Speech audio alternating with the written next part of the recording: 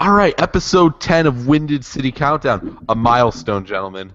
We made it to double digits. Double digits. Amazing job. Ben's having a celebratory drink of water there, I see. Matt still in his parents' basement after I thought I was gonna move into your son's new bouncy house. You could move into my son's new bouncy house. That's fine. Okay. But for now, double-digit episodes, but double-digit years in your parents' basement is what we're looking at. Womp, womp, womp. But that's okay. We still love you, Matt, even if you live in mom and dad's basement. Thanks. All right, but seriously, episode 10, we did it. This is great. If you're wondering why are there two podcasts this week and not two real lists, it's because we've changed the format. You should have on Monday night, Tuesday morning, see a podcast go up about the things that we're going to be talking about. For some reason, I decided to call it the weekly. I don't know if we're going to keep it there, but we'll. I'm going to test that name out for a little bit. So that's what we're going to look at for. What you should be looking for Monday nights, Tuesday mornings is what we're going to be talking about for the week in the world of sports, and then Wednesdays we'll release our episode where we just do the list. So no sports talk on this podcast, ladies and gentlemen. Just me, Ben, and Matt talking about a topic. Well, no current events. There, you got me. Got all that time in your parents' basement to come up with witty responses. That's where I get those zingers. Womb. All right. Womb. What was that? Interesting word choice. Yeah. I'm listening to my son babble too much. Just kind of happens, I think. All right. At any rate, tonight's topic, a fun one that I think we really, really enjoyed creating and talking about because, you know, what was nice is we all got to see each other this weekend. We were all in the same room. It wasn't just video chat. So we got to do some riffing on this weekend. But the 10 most memorable free agent signings. So these could be good. These could be bad. These could be great after the fact, terrible after the fact. Doesn't matter. But we're going to talk about those signings. And I think there's nothing better to do than to jump right into this because number 10, I think, is the epitome of this list. Right? Like it's not pretty bad. This is one of those that's really terrible, and it feeds right into Ben's hate watching of this team because that's what this guy represents. And at number 10, we have the one, the only, Eddie Robinson. E-Rob. Ben, tell us about E-Rob. There's not much. So, could you give me the Adrian Griffin stat line on him, please? So, this was pre-Garpax, so this wasn't, This was Krause, correct? This was Krause. This was Krause's big free agent splash. Now, let me tell you a little bit about Eddie Robinson before he came to the Bulls. He averaged 17 minutes per game. 7 points per game for the I believe it was the Charlotte Hornets at the time before they moved. The first Charlotte Hornets, because you got to remember they're back to being the Charlotte Hornets again. Correct. So after 2 great years of 17 minutes and 7 points per game, just dominating basketball, Jerry Krause decides this is the guy I need to invest in, and gives him, now mind you, this is 2001.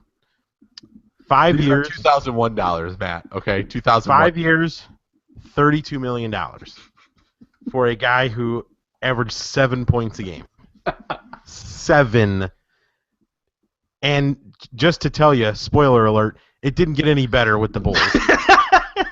Well, actually, it did get a little bit better. I think he had like 9 points. Was his high or something like that? Yeah, 9 points in his first year in Chicago in 01-02, but that was only in 29 games.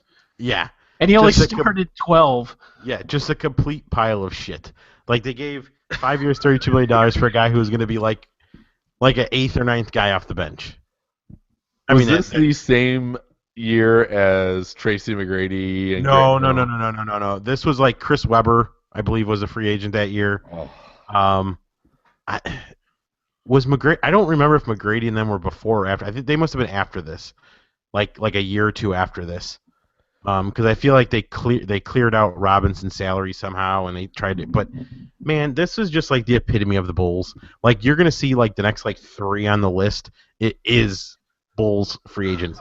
It's just like let's throw a bunch of money at disappointment. That's basically So- what their plan is. A few years ago, if I recall correctly, the Chicago Sky of WNBA fame, their motto was, or at least somebody's motto for them was, because it's basketball. I feel like these guys fit right into that. Why'd you sign Eddie Robinson? Because it's Basketball. basketball. It's a basketball move. Really think Eddie can bring some leadership and some major scoring to this team? Well, he I just did. don't see what did he show you that? I mean, granted, you're going way back in the time machine here. I can't sit here and tell you that I remember him too. I remember he stunk. That was the thing I remembered the most. Biggest Yeah. takeaway Like- is that he was terrible. And just in utter. I mean, this isn't like a guy who had like a breakout season and you're gonna go throw a bunch of money at. Like this is he's just a guy. Like he again our fame with the Bulls. Well, and They're just guys. And let me borrow a phrase from Dan Bernstein from 670 The Score. And I know, he's very polarizing, but the one thing that I always agree with him is the question he asks in relation to any team making any kind of move is, how does this get you closer to a championship? Right? It's the phrase he harps on all the time. Sometimes maybe a little too hard, because not every move is a championship caliber move, but because sometimes you need those lower level guys. But that was a terrible Bulls team the year before. Like they hadn't been to the playoffs since Jordan. How did Jerry Krause sit down in his office and go, you know what's going to get us closer to a championship? E-Rob. So Well, and it just seemed like Jerry Krause thought he was smarter than everybody else. he did, and that's why Jordan just absolutely terrorized Yeah. that guy for 10 Yeah. years. Plus, he deserved all of it because Jordan was just gonna make him feel like a big pile of shit, and rightfully Well, so. he was a big pile of shit. So. Yeah. All right, well, let's keep the Bulls train going. And number 9 is Ben Wallace, and number 8 is Carlos Boozer. Let's just get them both out there and talk about them at once. So, I will say, I remember when Ben Wallace signed, and I was really excited. And then I realized what Ben Wallace was. And then a couple weeks after we signed Ben Wallace, or maybe it was right before the first game or after the first game of the season, I then realized that Ben Wallace's head coach was Scott Skiles. And that was not going to work. That wasn't going to work at all. So I remember that signing for that reason. Just the more I thought about it, the more I went, ugh. And then the Carlos Boozer one was just the white flag that, hey, guess who we're not getting this week? We're not getting LeBron James. Or Dwayne Wade or Chris Bosh. Or anybody of substance at all. So I remember both of the signings. They're very memorable to me. And they're very memorable as, the Bulls are still not a championship team. And I think it goes to the bigger part of the NBA, which is, it's a stars league. E-Rob, not a star. Carlos Boozer, fringe star. Ben Wallace, fringe star. Ben, your thoughts? Your takeaways? I do remember the Ben Wallace signing, and I remember being really excited at first because you're going in and you're getting I'd have to go back and look at the year, but he was kind of like the premier free agent that offseason. Yes. I think it was the announcement was, oh, the Bulls got him. Oh, that's awesome. And then they go, okay, it was 4 years, $52 million, and you go, okay, not so bad. But then it's like, oh wait, no, it's 4 years, $60 million, and you go, okay, well, why did we spend an extra $8 million? And then you find out that the best offer he had, other than the Bulls, was from the Pistons for 48.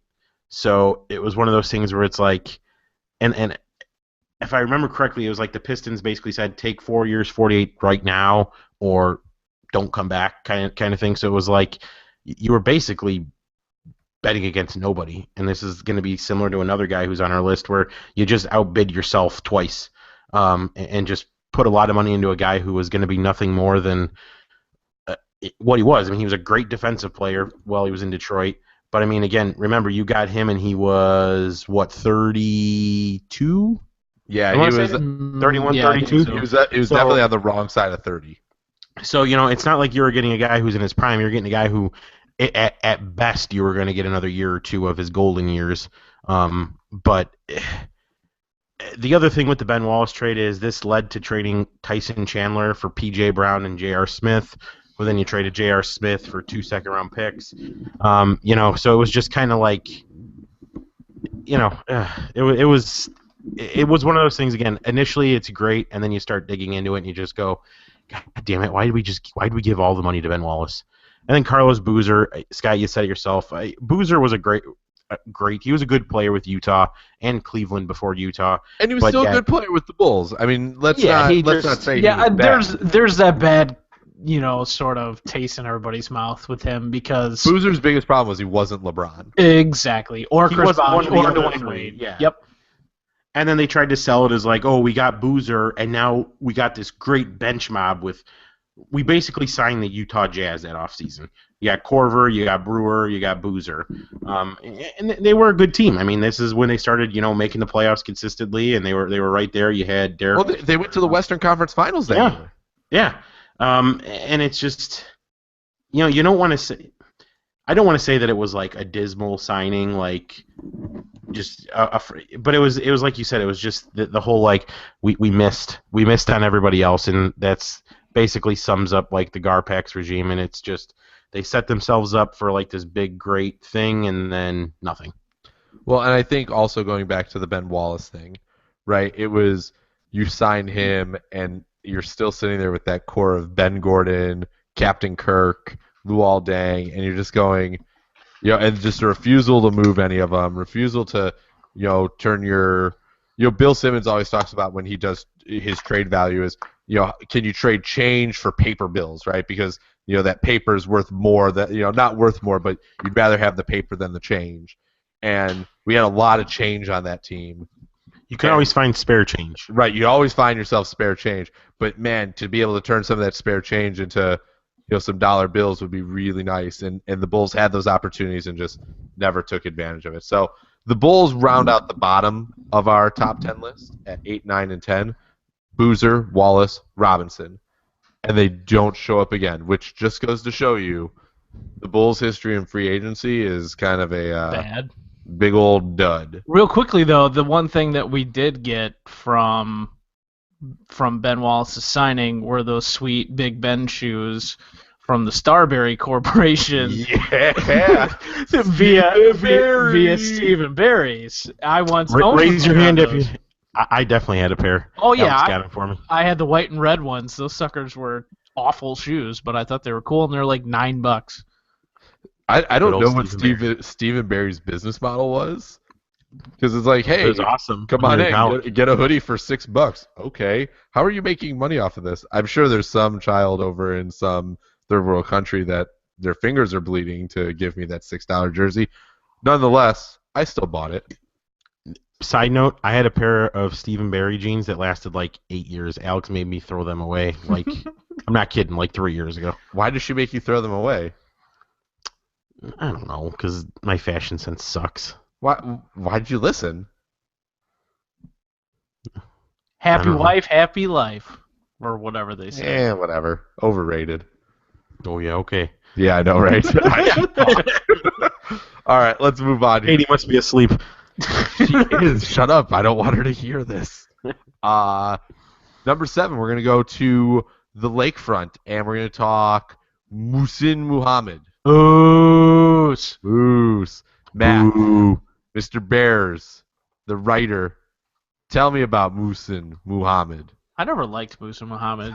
Just getting that out there. I don't know. He just seemed like sort of a jerk, but he had some. See, his biggest issue in Chicago was terrible quarterback play, and he was not afraid to let people know that he hated the quarterbacks he was with. He did, although he was somewhat good when Kyle Orton was playing, and then Grossman came back, and Moose was not very happy about it. He did score a touchdown in Super Bowl 41. I remember that. But his 3 seasons in Chicago, Not very good. 64 receptions, 60 receptions, and 40 receptions. Never had more than 800. His peak was 863 yards. His most touchdowns he had was 5. So he was coming off a career year in 2004. He had 93 catches for over 1,400 yards and 16 touchdowns. So, I mean, at the time, it looked like a very good option for the Bears. I mean, I don't remember who else was on the market, but I'm sure he was probably your top guy on the market, but yeah, it was a product of a terrible offense that the Bears had, and he got sort of just stuck playing with 2 really bad quarterbacks. I remember where I was when I heard about this signing. I was sitting in my apartment on Lincoln Highway at Northern Illinois, and it was announced. If you remember on ESPN News, they always had the bottom line going. But in that right corner, when it had breaking news, they'd put like a little... Like the little box. Yes. And all of a sudden, that little box changed to Bears sign Muhsin Muhammad. And I was like, all right, I like that. That's good. A real receiver. And then you realize what the Bears wanted to do with him. And you were like, oh, here we go. This isn't going to be good. And Ben, you're shaking your head over there. It wasn't good, was it, Ben? No, because what you don't remember was Carolina cut him. He wasn't like an unrestricted... I mean, he was an unrestricted free agent because Carolina cut him because they didn't want to pay him a $10 million salary bonus. And he signed with the Bears 12 hours after getting cut by Carolina, which tells me one thing. The Bears went in with a blank check and said, please, for the love of God, just come play here. We'll give you whatever you want. And if you know, Matt talked about the career year he had. He didn't have a year anything like that. No, he was never anywhere. I mean, the near closest was 4 years earlier. He had 102 catches, just under 1,200 yards, and 6 touchdowns. And then, he had like 2 solid years, but the 3 years leading up to that, 50 catches, 585 yards, 63 catches, 823 yards, 54 catches, 837 yards. And again, we go back to it is he was 31 years old. And this is kind of the problem you get into across the board in free agency is you're not signing, 25, 26-year-old guys. Like, you're getting guys who are 30, 31 years old. And, this, I don't want to say it was a bad signing because this was clearly a team that was on the rise with that defense. And, he was part of a Super Bowl team, so it's hard to say, he didn't help. And but they needed offensive talent really, really badly. Mhm. But Moose Muhammad at his very best was a number 2 receiver. I mean, he had that big year because he was playing alongside Steve Smith. Because Moose doesn't stretch the field. That's not his game. Right. He's a possession receiver that can catch the ball over the middle, and he's got good hands, but he's not fat. He wasn't fast. He couldn't create separation. He had decent enough hands, and he put up big numbers because everybody wanted to stop Steve Smith, and the Bears sort of did Bears Jerry Angelo things and gave too much money to a guy that didn't deserve it. just for the record, free agent wide receivers that year. Oh God, this is gonna sound really bad now. Derek Mason, Okay. Muhsin Muhammad, Okay. Plaxico Burress, Would have much rather have had him, despite all the shit that happened. TJ Hoshmazode. Championship. And then, not much after that. You had, like, Joey Galloway, Ty Streets, and then the guy who was cut for Muhsin Muhammad, David Terrell. There you go. And if you think about it, like the Bears had all those young guys. They had, let's see, Mark Bradley, I believe, and Bernard Berrien, and Rasheed Davis. So, like... Just stop, Matt. They needed... You're making me sad. Yeah. They should have kept Marty Booker. That probably would have been better. You've just made me sad. So let's make me happy. And let's go to number 6 on this list. Johnny Lester. Just signed a couple off seasons ago. And this one, if you win a World Series here, is awesome. Super awesome. If you don't, it could turn into one of those, should we have saved that money one more offseason and gone for a David Price instead? I don't think so. I like what Lester brings to the table. I think he's a solid pitcher. I think he's a good clubhouse guy. I think he's doing a lot good for the Cubs. Ben, we'll go to you. Johnny Lester. All right, before we jump on Lester, I got to make one more note on that Mush Muhammad one. Plexico Burress signed for less money with the New York Giants that offseason. So Amazing. Of course. just throwing that out there. But anyway, on to John Lester. I think this was, again, a signing where I think we all went into the offseason like thinking, okay, is this going to happen? You know, can we get this? Then all of a sudden you started really getting like those like serious like, hey, the Cubs are in after him because, you know, at that point, you know, even when we were going for Lester, I think all of us were like, maybe we'll be 500 if we get John Lester. Like 500 could be something. And then you started getting into the bidding war, and you saw the money, and then you saw the commitment that they were willing to do, and you just started saying like, just give this guy the 155 million. What it was, 6 years, 155 million, I think. And it was that statement signing that, hey, you know, we're no longer in like our ultimate selling mode. Like now we're ready to start bringing in talent, and you know, the Cubs, you know, per this list, have been pretty notorious with throwing a lot of money out there. But this was a signing that just, again, you knew you had that offense in the minors coming up. You didn't have, you know, a pitcher. You still really don't at this point. So this was, again, a statement signing, a signing that said, hey, this is the guy who, you know, could be the number one starter that you're looking for. You know, question it all you want. Is he a number one? Is he a number two? Whatever. He's a proven pitcher with a great postseason career. Just the pure excitement. I remember staying up until like 2 or 3 o'clock in the morning during the winter meetings, just waiting for that announcement. Like the Cubs officially got him, and it wasn't announced until like I think the next morning at like 6 or 7 in the morning or whatever. So it just, again, it was those 3 or 4 years of hell, just kind of turning around. That hey, we're finally spending money. We're finally going to start being buyers and, you know, start making that push. And then obviously the dream 2015 season happens.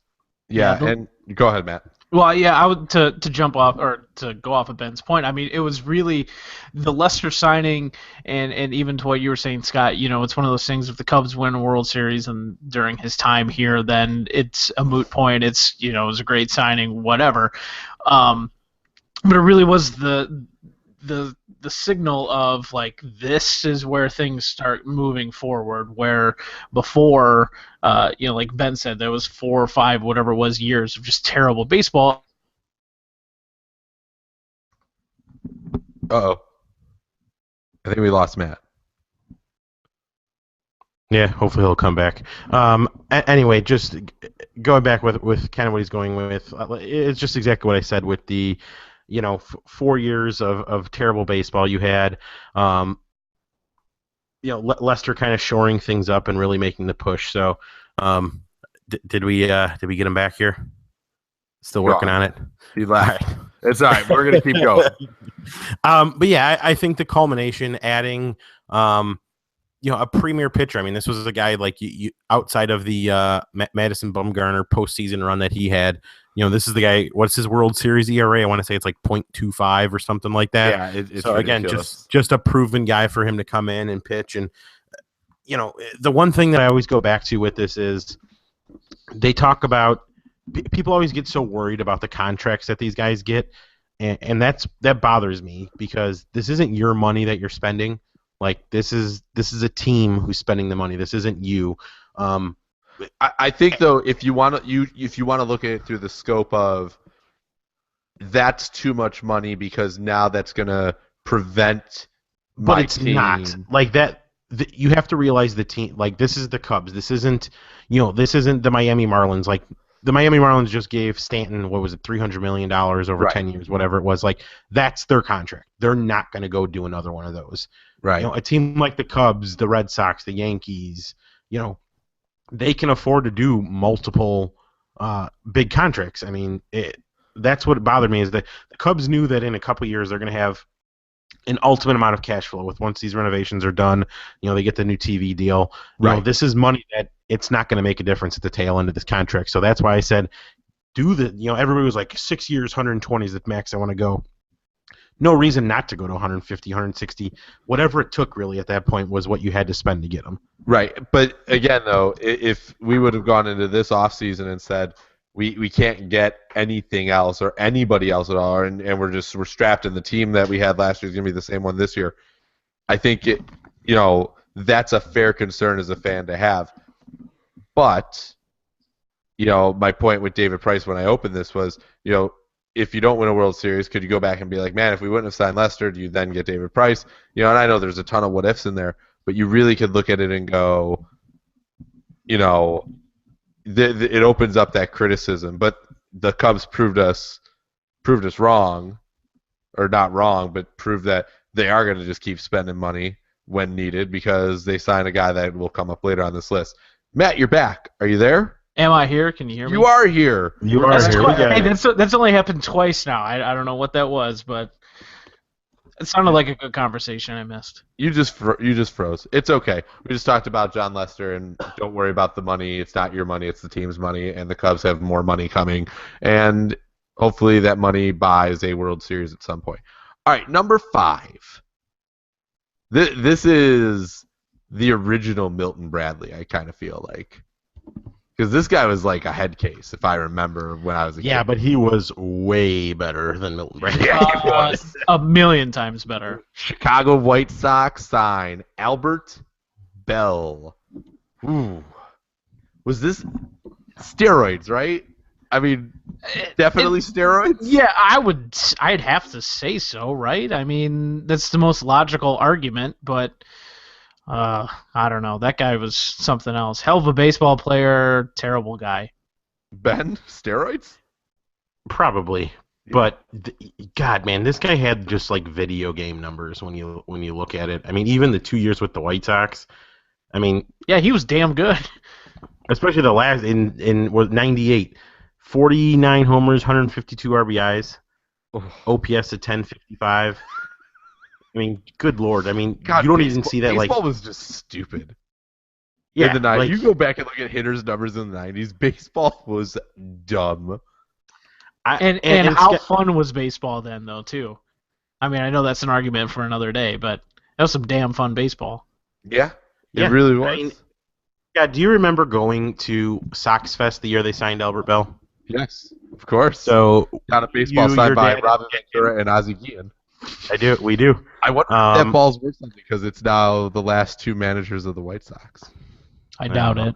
But I remember going to, and this is where I need you to back me up because I remember it, and I'm hoping you do. But we were at Sox Fest and we went to a not like a press conference, but like a Q&A, and it had Frank Thomas and Albert Bell, and then I'm pretty sure Hawk was like the guy talking. Yes. And they asked Frank Thomas, they said, they came up to me and they asked Frank Thomas, they said, who do you want this offseason?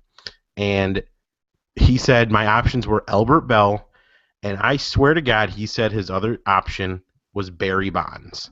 I could be wrong, but I swear to God that sticks in my head that he said the other option was Barry Bonds and that Frank Thomas chose Albert Bell over Barry Bonds. I don't remember it, but I don't doubt it. Like if that's true, and if my memory is serving me correctly, which it may not. I mean, let's face it, you're getting on almost 20 years ago at this point. So, but again, this and it just Albert Bell, I think it was a 5-year, $55 million contract. He was the highest paid player in baseball with that contract. Amazing. Think about that. This is not even 20 years ago. 5 years, $55 million was considered unbelievable money, and we have guys signing for $30, $33, $34 million a year. Not one contract. So just he was an all-timer. I loved watching him. He was like one of those like video game guys that I loved having him on my team because he basically just hit home runs every time. But I mean, he had a heck of a run. I mean, I think he had really bad health problems too, if I'm not mistaken. But he was him and Thomas in the lineup together were unbelievable. And yet, 0 World Series, 0 playoff victories. Not for a couple years after that. Oof, not good. All right. Matt, you got anything to add on Albert Bell, or just bad guy who took steroids? Yeah, I mean, that's about it. That was during a time of my life I wasn't really that into baseball either. All right. Number 4. I've been kind of dreading this one all day because I know you know where this is going. I'll set the scene. We're at Riley's in DeKalb, Illinois. We're taking in, if I remember, No, you weren't there, but Yeah, Matt was Ben there. was not. I was there. And I believe we were taking in Bears-Jets. Yes, The Bears won that game 10-0, if I remember correctly as well. that is also correct. And I'm on my phone, and the headline hits ESPN that Alfonso Soriano has signed with the Cubs. Matt, what proceeded to happen after that? What proceeded to happen after that was Scott decided to tell every single person, or more so ask every single person he came across, did you hear the Cubs signed Alfonso Soriano to an 8-year, $136 million contract? I was really excited. It like started as a question, but just ended in like full on like yelling in your face. And so this ultimately end up being a running joke that even to this day we still make note of. I think anytime a Chicago sports team signs a guy to like a big deal, like Jason Hayward this offseason, I'm fairly certain we made some comment to Scott about, hey, did you know the Cubs signed Alfonso Soriano to an 8-year deal worth $136 million? Because it was a big deal at the time for that team. Yeah. For what the Cubs were and what they ended up being that next season. Soriano gets a bad rap, and I always liked Soriano, even though he was a frustrating person or could be a frustrating player. But I always felt like he was a guy that came out there, he played every day for the most part, and gave it the just best. Couldn't hit a slider away. No, yeah, pretty much. That was his downfall. Mhm. I mean, his first year in Chicago was pretty good. He batted .299, hit 33 home runs. After he came back from that hamstring, he carried. He was never the same. But he was never the same after that. I mean, the big reason you got him was, remember, he was coming off the 40-40 season. Yep. He had a couple 30-30 seasons. He just missed another 40-40 season in 2002 with the Yankees. After that, he stole 41 bases in 06. Then he had 19-19, 9-5-2-6. So he never recovered after that. When that speed goes, though, that speed goes. Well, that was such a part of his game. Like, there's guys that lose speed, but they can still hit. I mean, he was, he flirted with 300 a couple times. I think he actually did hit 300 once, but he was always a 250, 260 hitter. Once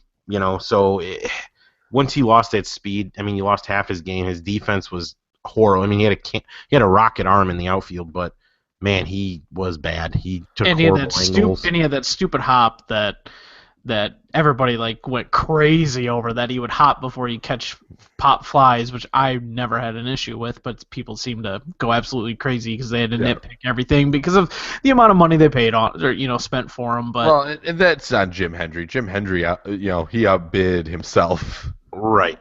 Because the Angels came in at way less than they were, and the Cubs were like, well, what if we gave you an extra $50 million? It's like, oh, okay. Yeah, I mean, that. Again, that was one of those deals when it signed, nobody cared. But then, that they started. That's what is like. You have the team that start using. It's like, well, we have this Soriano contract that we have to move in order to do this, and that, and the team got bad there after a handful of years with them.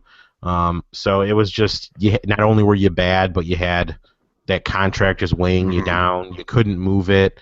Finally you got the Yankees to do it there in I think 2013. So again, it's when at the time it was a great signing. I mean, he was going to fit right. He was your leadoff hitter. He's bringing that speed that he lost, and then and the sad part was it happened the first year. If that happened 3-4 years into the deal, it's not that big of a deal. But that injury happened, and half his game was lost because of it. Yep. All right, so to recap, 10, Eddie Robinson, 9, Ben Wallace, 8, Carlos Boozer, and the Bulls, man. Ooh, bottom of this. Bad. Musa Muhammad at 7, John Lester at 6, Albert Bell 5, Soriano 4. All right, here we go. The top 3, all fun, all feel real good, and in retrospect, I like them all. And the Jason number 3, I'm still on a high for Jason Hayward. Because there's one thing I love about the Jason Hayward signing more than anything else. And I think you guys know exactly where I'm going to go with this. We got him from the Cardinals. Oh, yeah. Yep. Oh, those whining, bitchy Cardinals fans. Oh, he was never the Cardinal way. You know what? Your Cardinal way can go take it. You know. Yeah, God, enjoy your jean shorts and your flip-flops with Mullets. socks on. and your 3-year major announcement deal for Colton Wong.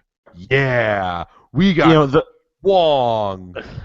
Still, the one thing I say is that I know we'll probably get shit from some people for putting Jason Hayward on here because he officially has 0 at-bats with the Chicago Cubs, and he's our number 3 biggest free agent signing, but you got to look at the whole perspective. You look at the downfall of what happened to the 2015 Cubs, and it's almost like Jason Hayward was the perfect player for what the Cubs needed. I mean, he doesn't strike out that much. He makes contact. He's great defensively. Like this, he does everything that you didn't do in 2015, and he does it well. I mean, his WAR, he's consistently at the top with WAR, and a lot of it is his defense. Offensively, he still has potential there. He's 25 years old. It's a signing that you didn't see coming, and they pull it out of the woodwork, and now you have, again, I think, I don't know that it's really can be argued that this is arguably the best offense in baseball. I mean, the best team in baseball at this point. So Yeah, looking at this team on paper, it's hard to argue. It's hard, you can't find a better lineup, and the fact that the Cubs have a team filled with guys that can bat 3 and 4, the fact that a guy like Kyle Schwarber could possibly be batting 6th, 7th in this I think lineup. Hayward might bat 7th. Yeah, I mean, there's so many spots for all these guys, especially with the team bringing back Dexter Fowler. And real quick to sort of plug our blog and over on the WordPress, if you go to windedcitycountdown.wordpress.com, Ben's got a piece up about Jason Hayward. Sort of gets into the numbers a little bit and stuff, because I think the title of the article is Jason Hayward will be considered overrated even though he isn't, and I think people's perspective of what they think Jason Hayward is not what reality is with Jason Hayward. He's not going to be crushing 50 home runs. He's not going to have 140 RBIs or anything like that. But what he brings to you defensively, what he can do, his on base, his ability to hit doubles, his speed on the base, he's a good base runner, all these things. There's a lot of things that come into play with him that I think people don't fully understand. And yeah, it is sort of strange to have a guy like this who's never played, an actual regular season game with a team in our top 3, but what he brings to this team and the element of what he brings to a team that was already really good a year ago, and then you add in one of the best players in the game to this Cubs lineup, it's scary how good this team can potentially be. And let me piggyback off that. One of the best players in the game. I know there's this whole advanced metrics movement, and all 3 of us are really on board with it. But you want to go back to the old days of the eye test. That guy passes the eye test. Yep. That guy looks like a baseball player. He plays. He has like since day one when Right. he crushed a homer off the Cubs in his first at bat. But going more with the advanced metrics though, players with this WAR through his 25th birthday or something are never available. Right. Never, ever, ever available. I think that says something about how great of a signing this really could be. And to wrap this up, it feels so good that the Cardinals Nation was crying. No, they weren't crying. They were telling you that they never liked Jason Hayward to begin with. Had plenty of people telling me that, which is complete, utter lunacy. And then they wanted to beat him in the head. That was the other one. They wanted their pitchers to start aiming for his head. But hey, best fans in baseball, right?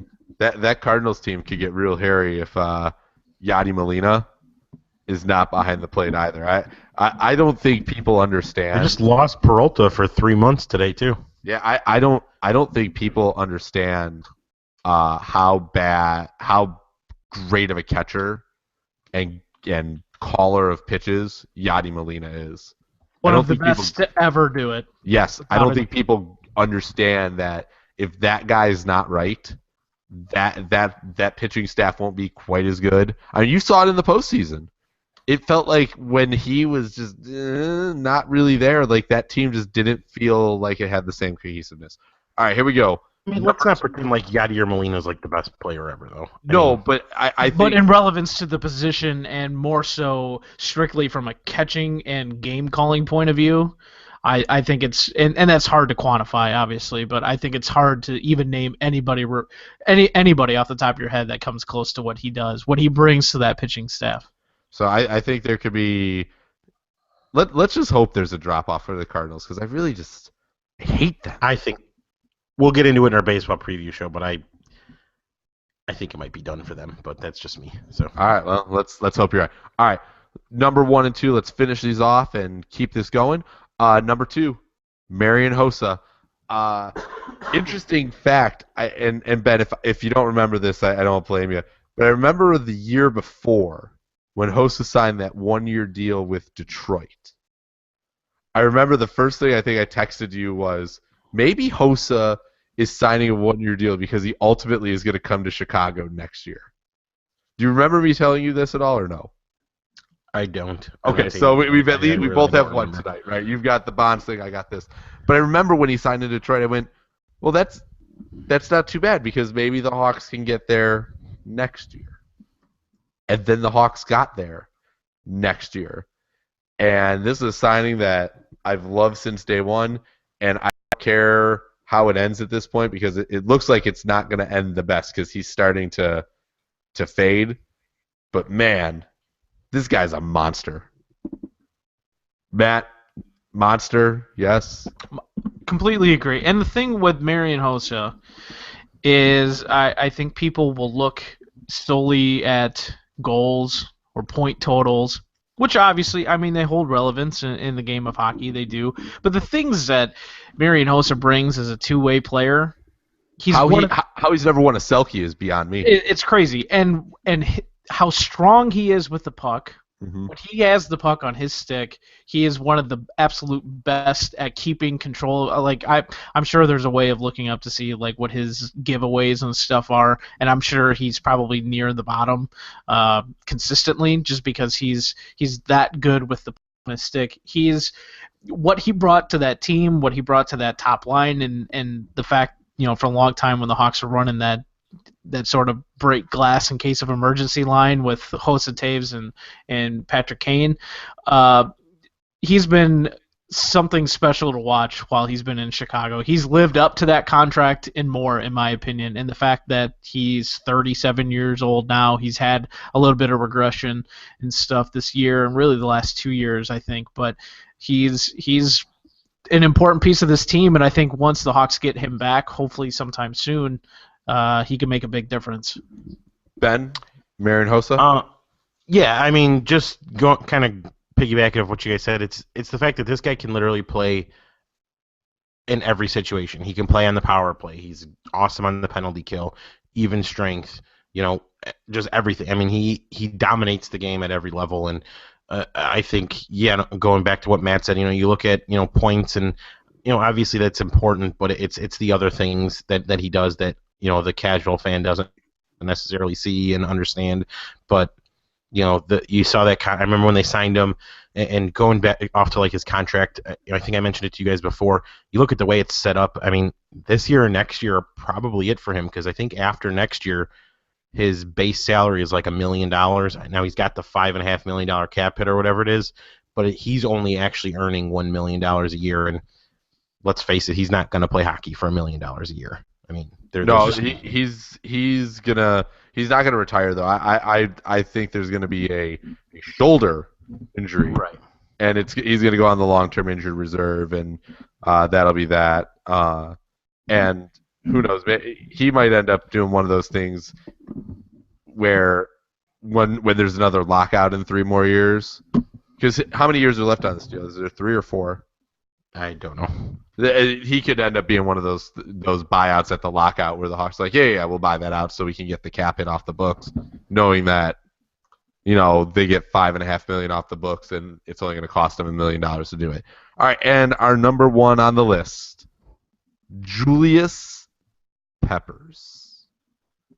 That guy turned that Bears defense. They turned back the clock on that Bears defense. A defense that kind of looked like it was maybe towards the end.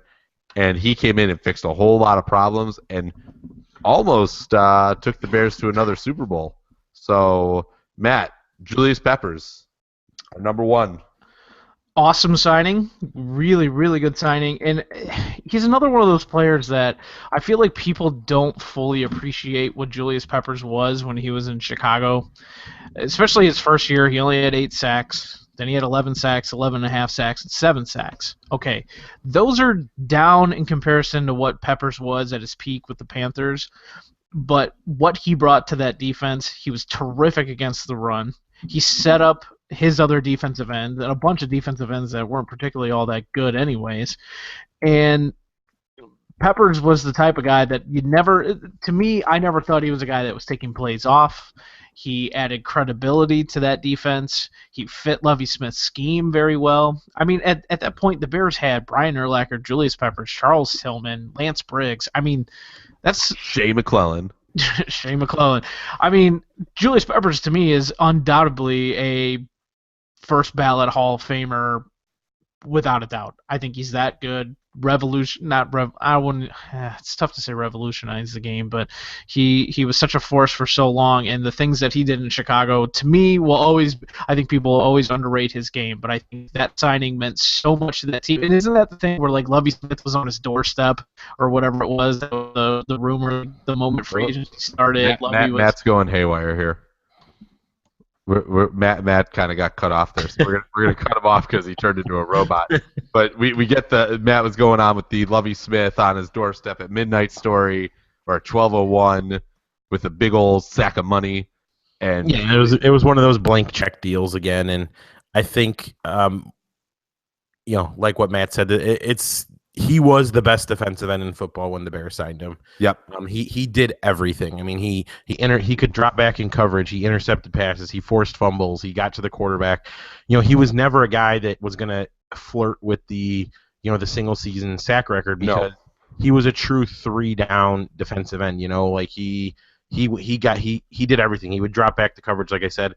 We look at these a lot, but his player career comparisons, his top 10, I believe every single one of them is a Hall of Famer except for Jason Taylor, who I don't even know if he's eligible yet anyway. But either way, getting close, if not already. I mean, his number one career comp is Michael Strahan. So and the thing with Peppers is, and obviously I'm back now, is Peppers was consistently and always double teamed.